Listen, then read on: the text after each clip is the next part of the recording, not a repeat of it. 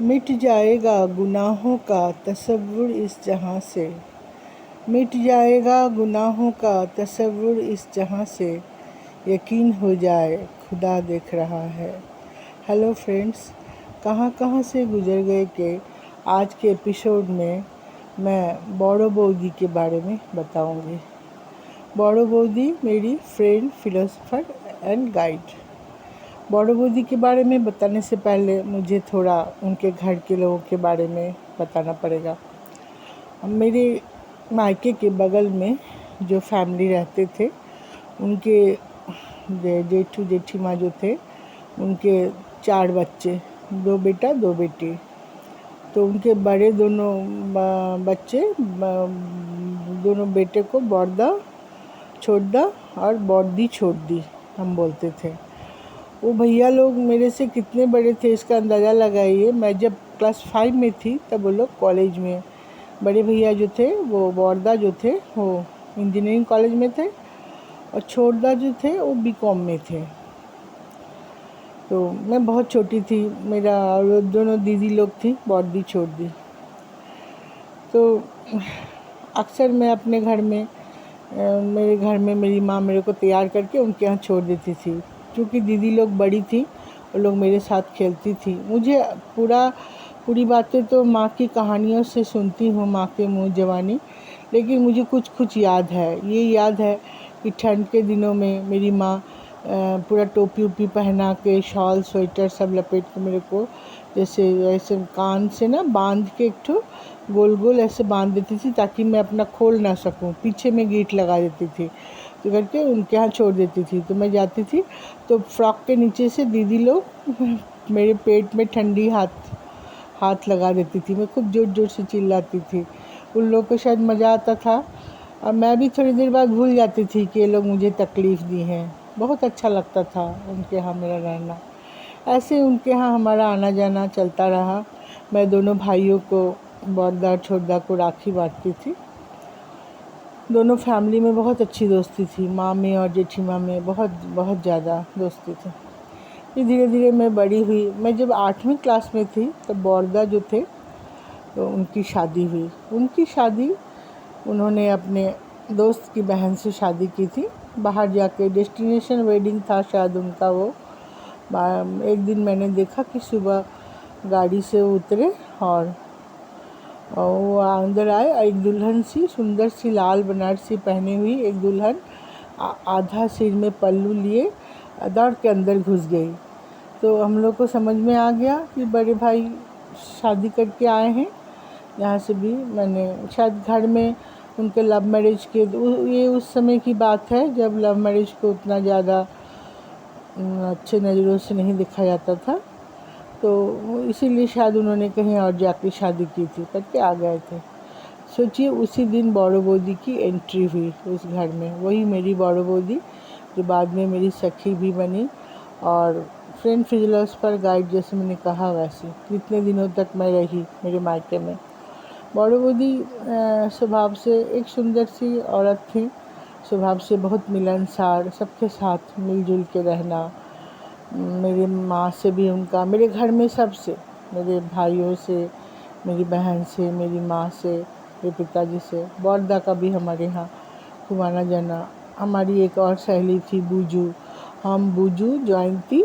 हम लोग तीनों, हम लोग अपना जब बड़े होने लगे, 10वीं 10वीं दे दिए, तो हम लोग का जैसे पढ़ाई लिखाई के बाद खाली टाइम जो भी बीतता था बॉडो बौदी के बेडरूम में ही बीतता था। हम लोग उनके रूम में जाके खूब धमाचौकड़ी करते थे, खूब कहानियाँ बोलते थे, गप करते थे, फिर बौदी से चाय बना के पीते थे। फिर शाम को अक्सर हम लोग का समोसा पार्टी, फिर फुचका पार्टी, ये सब होते रहता था। खूब अच्छा समय बीतता था मेरा। तो जो मेरे घर के बगल में ही था, जब भी टाइम मिले ठंड के दिनों में वो खूब अच्छा स्वेटर बुनती थी। वो बहुत सुंदर सुंदर डिजाइन वाला स्वेटर। तो मुझे तो आता नहीं था, लेकिन मैं उनको बुनते हुए देखती थी। उनके घर में उस समय उनके घर के ना बाहर बरामदा जो था वो सीढ़ी बनी हुई थी, जैसे बहुत सारे सीढ़ी, 6-7 सीढ़ी ऐसे। उस सीढ़ी में वो बैठ के स्वेटर बुनती थी। मैं भी उनके बगल में जाके बैठती थी, उनसे गप करती थी। ऐसे ही हमारा रिलेशन चलता रहा। लेकिन उनकी बहुत सारी बातें, बचपन की कहानियाँ उन्होंने मुझे सुनाई थी। उनका बचपन बड़ा दुखद बीता था। बांग्लादेश की आज़ादी का जो युद्ध था 1971 का, वो जो वार था, उसमें वो लोग भाग के बांग्लादेश से इंडिया आए थे। अभी बड़ी दुखद घटना थी। जिस दिन वो लोग भागे थे, उनके पिताजी का किसी ने मैंने कत्ल कर दिया था। और फिर कोई मुस्लिम फैमिली ही, लेकिन उन लोगों के जो फ्रेंड थे, उन्होंने ही चुपके से आके उनकी माँ को बोले कि चलिए आप यहाँ से चुपचाप अपना जो भी थोड़ा बहुत पैसा गहना लीजिए और चलिए, मैं आपको बॉर्डर तक भेजने का इंतज़ाम करता हूँ। बड़ो बूढ़ी ये सब घटनाएं जब बताती थी, बहुत बार बताई हैं ये सब घटनाएं। वो क्लास 5 में पढ़ती थी और उनकी दीदी जो थी, वो लोग भी 2 बहन 2 भाई। उनकी दीदी 12वीं क्लास में पढ़ती थी और उनका छोटा भाई उनसे 1-2 साल, बड़ो बूढ़ी 5 में थी या 6-7 में थी। उनका भाई शायद छोटा वाला भाई 4 में था ऐसा। और उनका जो बड़ा भाई था वो भी 10वीं में ऐसा कुछ था, 10वीं में था, यस 10वीं में था। तो 4 भाई बहन। तो जो सोचिए उस औरत के लिए कैसा समय रहा होगा, कितना दुखद समय। और ये दृश्य कितनी हृदय विदारक रही होगी कि उनको खबर मिला कि उनके पति का देहांत हो गया। ना तो उन्होंने उनका डेड बॉडी देखा, ना ही कोई अंतिम संस्कार किया, और ऊपर से बच्चों के लिए जान बचाने के लिए वो अपना सब गहने थोड़ा बहुत और जो भी लेके 1-2-4 कपड़े लेके वो लोग रात के अंधेरे में चुपके वहाँ से भागे। ये कहानी दोस्तों सिर्फ उन्हीं की नहीं, 1971 के वार में बहुत लोगों के साथ ऐसा ही कहानी हुआ था। बड़ो बूढ़ी जैसे कि बताती हैं, सजा सजाया घर था उनका, बंगला नुमा घर, सामने बगीचा, पीछे तालाब, ऐसा इतना बड़ा घर था उनका वहाँ। वो बांग्लादेश का कौन सा जगह था वो बताती तो थी, मुझे अभी एक्चुअल वो जगह याद नहीं आ रहा है, लेकिन मैं कहानी बहुत बार सुनी हूँ उनके मुँह से। और बोली कि सजा सजाया घर छोड़ के वो लोग चुपचाप रात में भागे। और फिर जब बॉर्डर पे उनके जो भी थे, उनके फैमिली फ्रेंड, उन्होंने पहुंचवाया। लेकिन सबसे मज़े की बात है, वो भी मुस्लिम थे जिन्होंने इनको, उनके पति को जिन्होंने मारा वो भी मुस्लिम रहे होंगे, और जिन लोगों ने इनको जीवन दान दिया वो भी मुस्लिम ही थे। फिर वो लोग यहाँ इंडिया आ गए। इंडिया आने के बाद बड़ो बूढ़ी अपने कोई मामा के यहाँ कुछ साल वो लोग 2-4 साल बिताए। फिर उनकी बड़ी बहन ना कॉलेज में गई और बहुत अच्छा गाना गाती थी, रेडियो स्टेशन में गाने लगी। फिर ट्यूशन पढ़ाने लगे। फिर बड़ो बूढ़ी भी 10वीं कर ली। फिर ये लोग भी अपना ट्यूशन पढ़ाना, कुछ कुछ काम करना। उन्हें काफ़ी मेहनत भरा दिन गया है उनका, स्ट्रगल भरा दिन, ये वो बताती हैं उस समय का, जब भी याद करती हैं। मैं खुशकिस्मती से उनकी माँ से भी मिली हूँ, एक बार नहीं बहुत बार। जब भी वो आती थी बड़ो बूढ़ी के यहाँ, तो हम भी जाते थे मिलने। वो एकदम टिपिकल बांग्लादेशी लैंग्वेज बोलती थी, जैसे आओ बैठो को हाँ बोलते ना, आए बॉय ऐसे करके। अब बॉर्दा हमारे बहुत मजाक उड़ाते थे उनका, बॉय या गर्ल। वो हमको आए बॉय बोलते थे, बॉय मतलब बैठो बांग्लादेशी भाषा में। तो वो मजाक में बोलते थे ये बॉय नहीं गर्ल है। जो भी हो ऐसे मैंने मजाक मस्ती ऐसे चलते रहता था। तो उनकी जीवन का ये कहानी मेरे को चूँकि उन्होंने बताया था इसलिए मुझे याद था। उसके बाद समय बीतता गया, मेरी शादी हुई। मेरी शादी में भी बॉर्दा बड़ो बूढ़ी का बहुत बड़ा हाथ है। मेरी शादी में बॉर्दा ही लड़के लाने, जो दामाद लाने जो जाते हैं ना, अपना भाई जाता है। मेरे दोनों भाई तो छोटे थे, मेरे रिश्तेदार में कोई ऐसे थे नहीं जो जो सब बिहार से आए हुए थे, जो सब जगह जाने वाने। तो बॉर्दा ही गए थे अपना भाई जैसा मेरे पति को लाने, और बाराती लाने जो जाते हैं एक जन, वो बॉर्दा गए थे। बाद में भी बॉर्दा 1-2 बार मेरे ससुराल गए हैं और हमारे साथ एकदम उस समय दोस्तों, अभी आजकल ऐसी दोस्ती और ऐसे पड़ोसी होते नहीं हैं, लेकिन उस समय ऐसे होते थे। पड़ोसी रिश्तेदार से भी ज़्यादा अहम हो जाते थे, तो उनसे हमारा ऐसा रिश्ता था। फिर मेरी शादी में बड़ो बूढ़ी भी हमारे घर में खूब आना जाना, हर मांगलिक कार्य में वो बढ़ चढ़ के हिस्सा लीं, सब कुछ की। जो जो हमारे घर में मुश्किल रहा, जैसे पानी वानी जो होता है शहरों में, एक दूसरे को हेल्प करना, वो सब की। शादी हुआ, फिर मेरा बेटा हुआ, फिर मैं वहाँ थी, फिर मैं इधर आ गई अपने कोलियरी तरफ। मेरे पति कोल इंडिया ज्वाइन किए थे, तो मैं कोलियरी तरफ आ गई थी। लेकिन बड़ो बूदी से मेरा हमेशा रिश्ता बना रहा। मैं जब भी घर आती थी ना मायके से आके, माँ से मिलने के बाद, माँ पिताजी से, भाई बहनों से मिलने के बाद, दौड़ के पीछे वाला गेट से दौड़ के बड़ो बूदी के पास एक बार चली आती थी। कुछ ऐसा अब कह सकते हैं दोस्तों कि कुछ मैंने नैसर्गिक या क्या क्या बोलूँ, कुछ दिल से दिल का एक ऐसा रिश्ता था कि उनसे मिलने से ना मुझे एक अजीब सी संतुष्टि, अजीब सी आनंद का महसूस होता था। उसके बाद ऐसे समय बीतता गया। बोदी को मैं चिट्ठी लिखती थी, वो भी मुझे चिट्ठी लिखती थी।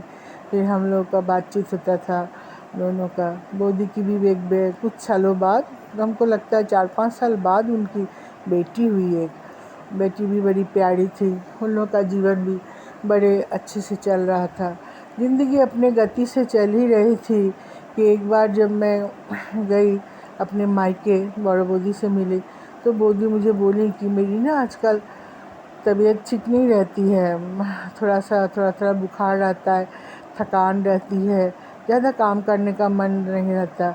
हर बार जब जाती थी ना बड़ो बूदी, कुछ बना हुआ खाना या कुछ स्पेशल बनाती थी, कुछ करती थी। उस बार उन्होंने चाय के लिए भी नहीं पूछा मुझे। तो मैं समझ गई, वो इतनी थकी हुई बिस्तर में लस्त पड़ी थी कि मेरे को उनको देख के ही लगा कि उनकी तबीयत सही में ठीक नहीं है। तो उसके बाद वो मेरे से उनकी आखिरी मुलाकात थी। उसके बाद जब मैं दूसरे साल, जब मैं, हमको याद है, हमको लगता है जहाँ तक 24 सितंबर को उनका देहांत हुआ। वो ईयर मुझे अभी याद नहीं। मेरा बेटा उस समय 6 या 7 में पढ़ता था। ये उस समय की बात है। तो उस साल इत्तेफाक से उसी 25-26 सितंबर को मैं किसी कारण से कलकत्ते आई, अपने मायके आई। जब मैं रिक्शा से आ रही थी ना, तो मैं उनके घर की तरफ तो मैं देखते हुए ही जाती थी। देखी तो घर सब बाहर धुला हुआ था, खूब सारी अगरबत्ती सब की खुशबू आ रही थी। अच्छा, उनका जो देहांत हुआ ना, वैसे देहांत में ज़्यादा दिन हुआ भी नहीं था, 5-6 दिन ही हुआ था। तो मेरे घर वालों ने, किसी ने मुझे खबर नहीं किया था। करते भी तो चिट्ठी से करते, तो पहुँचने में तो टाइम लग ही जाता है। तो मैं अंदर घुसी, मैं माँ से पूछते ही, मेरी माँ मेरे को देखते ही बड़ी बड़ी आँखों से मेरे को देख रही थी। मैं भांप रही थी कि इसको अभी बताऊं कि ना बताऊं। तो फिर मैं माँ को बोली, माँ इनका घर में कैसे बहुत ज़्यादा अगरबत्ती सबको खुशबू आ रहा है, और कैसा कुछ गमगीन सा माहौल लग रहा है, क्या बात है, उनके यहाँ क्या हुआ? तो माँ बोली, तुम्हारी बड़ी बोदी नहीं रही। उनको असल में कैंसर हुआ था, एक तरह का कैंसर जिससे वो पीड़ित थी। और फिर बहुत दिनों तक हॉस्पिटलाइज थी वो। और हॉस्पिटलाइज जब थी तब मेरी माँ जाती थी उनसे मिलने, तो वो पूछती थी लोग क्या बोलते हैं मेरे बारे में। मैंने धीरे धीरे ख़त्म हुई, जैसे वो एकदम से ख़त्म नहीं हुई, धीरे धीरे हुई। और एकदम मैंने अपने आप को जागरूक रख के, उनको समझ में आ गया था अब वो नहीं बचेंगी। माँ से उन्होंने बहुत ऐसी बातें शेयर की जो कि मेरी माँ मुझे बताई हैं। शायद वो सब बात बोलना यहाँ पे सही नहीं होगा, उनकी बेटी कभी सुनेंगी तो शायद उसको अच्छा ना लगे, इसलिए मैं वो सब बात का ज़िक्र अभी नहीं करूँगी। लेकिन ये है, बड़ी बोदी चली गई, वो जहाँ भी गई वो तो खुश रहेंगी, क्योंकि खुश मिजाज औरत थी और सबका भला करती थी। सब बहुत बड़ा मन था उनका, सब मिलनसार। अभी वहाँ भी जहाँ रह रही होंगी, वहाँ भी मिलजुल के ही रह रही होंगी। तो उनसे ये थी हमारी बड़ी बोदी के प्रति मेरी श्रद्धांजलि। दोस्तों, आज के लिए बस इतना ही। जय हिंद।